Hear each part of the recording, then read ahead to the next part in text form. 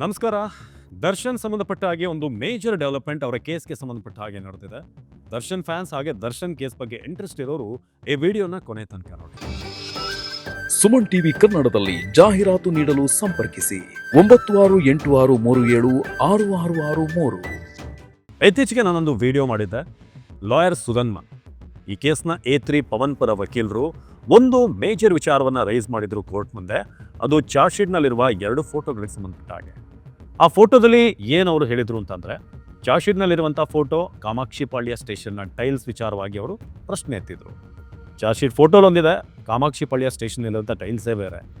ಇದನ್ನು ಹೇಗೆ ಮಾಜರ್ ಟೈಮಲ್ಲಿ ನೀವು ಪ್ರೂವ್ ಮಾಡೋಕ್ಕೆ ಹೊರಟ್ರಿ ಅಂತ ಗಿರೀಶ್ ನಾಯಕ್ ಮೇಲೆ ನೇರವಾದಂಥ ಆರೋಪವನ್ನು ಮಾಡಿದರು. ಗಿರೀಶ್ ನಾಯಕ್ ಕಾಮಾಕ್ಷಿಪಾಳ್ಯದ ಇನ್ಚಾರ್ಜ್ ಆಗಿದ್ರು ಆ ಸಂದರ್ಭದಲ್ಲಿ. ಆದರೆ ಈಗ 2ನೇ ಪಾಯಿಂಟನ್ನು ರೈಸ್ ಮಾಡಿದ್ದಾರೆ ಅದೇ ಸುಧನ್ವ ಅವರು. ಇದು ಈಗ ದರ್ಶನ್ ಅವರಿಗೆ ಬೇಲನ್ನು ಕೊಡಿಸ್ಬೋದಾ? ಅಷ್ಟು ಸ್ಟ್ರಾಂಗ್ ಆದಂಥ ಪಾಯಿಂಟ್. ಯಾವ ಪಾಯಿಂಟನ್ನು ರೈಸ್ ಮಾಡಿದ್ದಾರೆ ಲಾಯರ್ ಸುಧನ್ವ, ಇದನ್ನು ನಾನು ಇವತ್ತು ಡೀಟೇಲ್ ಆಗಿ ಸಿಂಪಲ್ ಆಗಿ ತಿಳಿಸ್ತಾ ಹೋಗ್ತೀನಿ ಮುಂದಿನ ಒಂದಷ್ಟು ನಿಮಿಷಗಳಲ್ಲಿ. ಈಗ ಸುಧನ್ವ ಒಂದು ಮೇಜರ್ ವಿಚಾರವನ್ನು ರೈಸ್ ಮಾಡಿರೋದೇನು ಅಂತಂದರೆ, ಈ ವಿಟ್ನೆಸ್ಗಳ ಸಾಕ್ಷ್ಯವನ್ನು, ಅಂದರೆ ಸಾಕ್ಷ್ಯಗಳೇನಿದೆ ವಿಟ್ನೆಸ್, ಇದನ್ನು ಒಂದೊಂದಾಗಿ ಸಂಗ್ರಹ ಮಾಡ್ತಾ ಹೋದ್ರು. ಅದು ಟೆಕ್ನಿಕಲ್ ಎವಿಡೆನ್ಸ್ ಇರ್ಬೋದು, ಅಲ್ಲಿ ಯಾರು ಸಾಕ್ಷ್ಯಗಳಿದ್ದಾರೆ ಇದೆಲ್ಲನೂ ಕೂಡ ಕಲೆಕ್ಟ್ ಮಾಡ್ಕೊಂಡು ಹೋದಾಗ ಅದರಲ್ಲಿ ಒಬ್ಬ ವಿಟ್ನೆಸ್ನ ಹೆಸರು ಶಿವು ಅಂತ. ಸೊ ಈಗ ಕ್ರಾಸ್ ಎಕ್ಸಾಮಿನ್ ನಡೆಯುತ್ತೆ. ಯಾರೆಲ್ಲ ವಿಟ್ನೆಸ್ಸನ್ನು ತರ್ತಾರೆ ಕೋರ್ಟ್ ಮುಂದೆ, ಅವರ ಕ್ರಾಸ್ ಎಕ್ಸಾಮಿನ್ ಆದಾಗ, ಪರೀಕ್ಷೆ ಆದಾಗ, ಒಬ್ಬ ಶಿವು ಅನ್ನುವ ವ್ಯಕ್ತಿ ರೌಡಿ ಶೀಟರ್ ಅನ್ನೋ ಆರೋಪವನ್ನು ಸುಧನ್ವ ಅವರು ಮಾಡಿದ್ದಾರೆ. ಸೊ ಈ ಸುಧನ್ವ ಅವರು ಮಾಡಿರುವಂಥ ಆರೋಪದ ಪ್ರಕಾರ ರೌಡಿ ಶೀಟರ್ ಶಿವನನ್ನು ಕೂಡ ಈಗ ಈ ವಿಟ್ನೆಸ್ ಆಗಿ ಪರಿಗಣಿಸಲಾಗಿದೆ. ಸಾಮಾನ್ಯವಾಗಿ ಕೋರ್ಟ್ ಏನು ಹೇಳುತ್ತೆ ಅಂದರೆ, ಈ ವಿಟ್ನೆಸ್ಸನ್ನು ನೀವು ತರಬೇಕಾದ್ರೆ ಕೋರ್ಟ್ ಮುಂದೆ, ಅಥವಾ ನಿಮ್ಮ ಕೇಸಲ್ಲಿ ವಿಟ್ನೆಸ್ ಅಂತ ಒಬ್ಬರನ್ನ ನೀವು ತೋರಿಸ್ಬೇಕಾದ್ರೆ ಅವ್ರಿಗೆ ಯಾವುದೇ ಕ್ರಿಮಿನಲ್ ಬ್ಯಾಕ್ಗ್ರೌಂಡ್ ಇರಬಾರ್ದು, ಗಣ್ಯ ವ್ಯಕ್ತಿಗಳಾಗಿರ್ಬೇಕು, ಅಥವಾ ಸಮಾಜದಲ್ಲಿ ಒಂದು ಹೆಸರು ಇರಬೇಕು. ಅವ್ರು ಮಿನಿಮಮ್ ಏನು ದೊಡ್ಡ ಗಣ್ಯರೇ ಆಗಬೇಕು ಅಂತಲ್ಲ, ಮಿನಿಮಮ್ ಒಳ್ಳೆ ಹೆಸರು ಇರಬೇಕು, ಎಲ್ಲೂ ಕೂಡ ಕಪ್ಪು ಚುಕ್ಕೆ ಇರಬಾರ್ದು ಅಂತ. ಸೊ ಆದರೆ ಶಿವ್ ಅನ್ನುವ ರೌಡಿ ಶೀಟರ್ನನ್ನ ವಿಟ್ನೆಸ್ ಮಾಡಿರುವಂಥ ಕಾಮಾಕ್ಷಿಪಾಳ್ಯ ಪೊಲೀಸರು ಈ ಕೇಸ್ನಲ್ಲಿ ಮಿಸ್ಟೇಕ್ ಮಾಡಿದ್ದಾರೆ ಅನ್ನೋ ಆರೋಪವನ್ನು ಅಥವಾ ಒಂದು ಪಾಯಿಂಟನ್ನು ಈಗ ಸುಧನ್ವ ಅವರು ಮಾಡಿದ್ದಾರೆ. ಇನ್ನು ಈ ಶಿವನನ್ನು ಕೋರ್ಟ್ ಮುಂದೆ ತಂದಾಗ ಆತ ಕೂಡ ನಾನು ರೌಡಿ ಶೀಟರ್ ಅಂತ ಒಪ್ಕೊಂಡಿದ್ದಾನೆ ಅಂತ ಹೇಳಲಾಗ್ತಾ ಇದೆ. ಜೊತೆಗೆ ನನ್ನ ಮೇಲೆ, ನನ್ನ ವಿರುದ್ಧ 3 ಕ್ರಿಮಿನಲ್ ಕೇಸ್ಗಳಿದೆ ಅಂತ ಆತ ಹೇಳಿದ್ದಾನೆ. ಹಾಗಾಗಿ ಶಿವನ ಈ ಸ್ಟೇಟ್ಮೆಂಟ್ ಏನಿದೆ ಈ ಕೇಸ್ನಲ್ಲಿ ಮೇಜರ್ ಟರ್ನ್ ಪಡೆಯುತ್ತೆ. ನೀವು ಒಂದು ವಿಚಾರವನ್ನು ಗಮನಿಸಬೇಕು. ಸಾಮಾನ್ಯವಾಗಿ ಒಂದು ಕೇಸ್ ಆದಾಗ, ಈಗ ದರ್ಶನ್ ಕೇಸ್ ಅಂತಲೇ ಇಟ್ಕೊಳ್ಳೋಣ, ಅವರು ಅಪರಾಧೀತ ಸಾಬೀತಾಗಬೇಕಾದ್ರೆ ಒಂದು ಬಲವಾದಂಥ ಸಾಕ್ಷ್ಯಗಳಿರಬೇಕು. ಅವರೇ ಕೊಲೆ ಮಾಡಿದ್ದಾರೆ ಅಥವಾ ಆ ಸಂದರ್ಭದಲ್ಲಿ ಇದ್ದರು ಅಂತ. ಇಲ್ಲ ಅದರಿಂದ ಅಕ್ವಿಟ್ ಆಗಬೇಕು, ಬೇಲ್ ಸಿಗಬೇಕು ಅಂತಂದರೆ ಒಂದು ಅವರ ಪರವಾಗಿ ಯಾವುದೇ ಸಾಕ್ಷಿಗಳಿರಬಾರ್ದು, ಸ್ಟ್ರಾಂಗ್ ಆದಂಥ ಯಾವುದೇ ಎವಿಡೆನ್ಸ್ ಇರಬಾರ್ದು. ನಾನು ಕೋರ್ಟ್ ಸಾಮಾನ್ಯವಾಗಿ ಬೇಲ್ ಕೊಡೋದಕ್ಕೆ ಏನೆಲ್ಲ ನೋಡುತ್ತೆ ಅನ್ನೋದನ್ನು ತಿಳಿಸ್ತೀನಿ. ಒಂದು ಪ್ರೈಮ ಫಸಿ ಎವಿಡೆನ್ಸ್, ಅಂದರೆ ಎವಿಡೆನ್ಸ್ಗಳು ಸ್ಟ್ರಾಂಗ್ ಆಗಿರಬೇಕು. ಇಲ್ಲದೆ ಹೋದರೆ, ಸ್ಟ್ರಾಂಗ್ ಇಲ್ಲ, ಪೂರಕವಾದಂಥ ಸಾಕ್ಷ್ಯಗಳಿಲ್ಲ ಅಂತಂದರೆ ಕೇಸ್ ಟೈಟ್ ಆಗಲ್ಲ, ಬಿದ್ದು ಹೋಗುತ್ತೆ. ನಂಬರ್ 1. 2ನೇದಾಗಿ, ನೀವು ಯಾರ ಮೇಲೆ ಆರೋಪ ಮಾಡ್ತೀರಾ, role of the accused, main accused ಅಥವಾ ಮೈನರ್ ರೋಲ್ ಅಂತ ನೋಡುತ್ತೆ. ಅಂದರೆ ಇವ್ರದ್ದು ಮೈನರ್ ರೋಲ್ ಆ ಕೊಲೆಯಲ್ಲಿ, ಅಥವಾ ಇವರೇ ಮೇನ್ ಅಕ್ಯೂಸ್ಡ್ ಅನ್ನೋದನ್ನು ನೋಡುತ್ತೆ.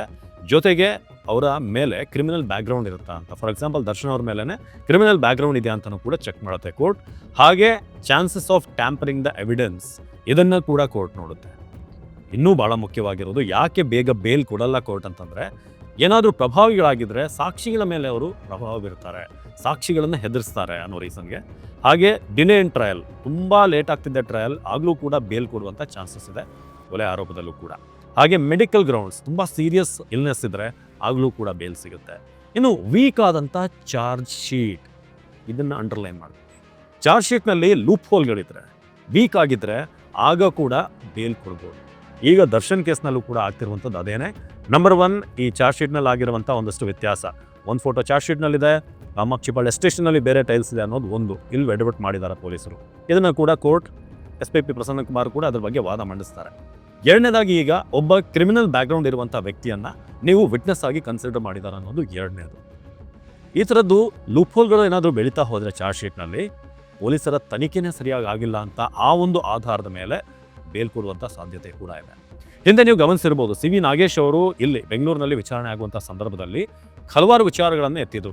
ಈ ಟೆಕ್ನಿಕಲ್ ಎವಿಡೆನ್ಸ್ ಸಂಬಂಧಪಟ್ಟ ಹಾಗೆ ಟವರ್ ಲೊಕೇಶನ್ನ ಪ್ರೊಡ್ಯೂಸ್ ಮಾಡಿದ್ದಾರೆ ಪೊಲೀಸರು. ಆದರೆ ಒಂದು ಟವರ್ ಒಂದಿಷ್ಟು ಕಿಲೋಮೀಟರನ್ನು ವ್ಯಾಪಿಸುತ್ತೆ, ಎಲ್ಲಿ ಬೇಕಾದರೂ ಇರ್ಬೋದಲ್ವಾ. ಇಂಥದ್ದೇ ಕಡೆಯಲ್ಲಿ ಪಟ್ಟಣಗೆರೆ ಶೆಡ್ಡಲ್ಲೇ ದರ್ಶನ್ ಇದ್ರು ಅನ್ನೋದಕ್ಕೆ ಏನು ಸಾಕ್ಷಿ ಇದೆ? ಆ ಟವರ್ ಲೊಕೇಶನಲ್ಲಿ ಹಲವಾರು ಕಡೆ ಇರುವಂಥದ್ದು ಚಾನ್ಸಸ್ ಇದೆ. ಸೊ ಈ ಥರ ಹಲವಾರು ಪಾಯಿಂಟ್ಗಳನ್ನು ಸಿ ವಿ ನಾಗೇಶ್ ಅವರು ಮಂಡಿಸಿದರು. ಇದ್ರ ಜೊತೆಗೆ ಈಗ ಸುಧನ್ವ ಅವರ ಪಾಯಿಂಟ್ಗಳು, ಪವನ್ ಪರವಾದಂಥ ವಕೀಲರು, ಇದೆಲ್ಲವೂ ಕೂಡ ಏನಾದರೂ ಕೋರ್ಟ್ಗೆ ಮನದಟ್ಟಾದರೆ, ಇಲ್ಲಿ ಸರಿಯಾದಂಥ ಇನ್ವೆಸ್ಟಿಗೇಷನ್ ಆಗಿಲ್ಲ ಅಂತಾದರೆ, ಚಾರ್ಜ್ ಶೀಟ್ ವೀಕ್ ಆಗಿದೆ ಅಂತಾದರೆ ಅದು ಕೂಡ ಚಾನ್ಸ್ ಕೊಡುತ್ತೆ. ಸೊ ಕಾದ್ ನೋಡೋಣ ಏನಾಗುತ್ತೆ ಅಂತ. ನಿಮ್ಮ ಕಮೆಂಟ್ ಕೂಡ ಹೇಳಿ. ಈ ಎಲ್ಲ ವಿಚಾರಗಳು ಏನಾದರೂ ದರ್ಶನ್ ಅವರಿಗೆ ಬೇಲ್ ಕೊಡೋದು, ದರ್ಶನ್ ಜೊತೆಗೆ ಉಳಿದಂಥ ಆರೋಪಿಗಳಿಗೂ ಕೂಡ ಬೇಲ್ ಕೊಡಿಸುವಂಥ ಮಟ್ಟಕ್ಕೆ ಬರುತ್ತಾ? ನಾವು ಕೂಡ ಲೀಗಲ್ ಎಕ್ಸ್ಪರ್ಟ್ಗಳನ್ನು ನಮ್ಮ ಚಾನಲ್ ಮೂಲಕ ಕಾಂಟ್ಯಾಕ್ಟ್ ಮಾಡ್ತೀವಿ. ಅದರ ಬಗ್ಗೆ ಕೂಡ ಅಪ್ಡೇಟನ್ನು ನಿಮಗೆ ಕೊಡ್ತೀವಿ. ಇದೇ ರೀತಿಯಾದಂಥ ಇಂಟ್ರೆಸ್ಟಿಂಗ್ ಟಾಪಿಕ್ಗಳಿಗಾಗಿ ಫಾಲೋ ಮಾಡ್ತಾ ಇರಿ ಸುಮನ್ ಟಿವಿ ಕನ್ನಡ.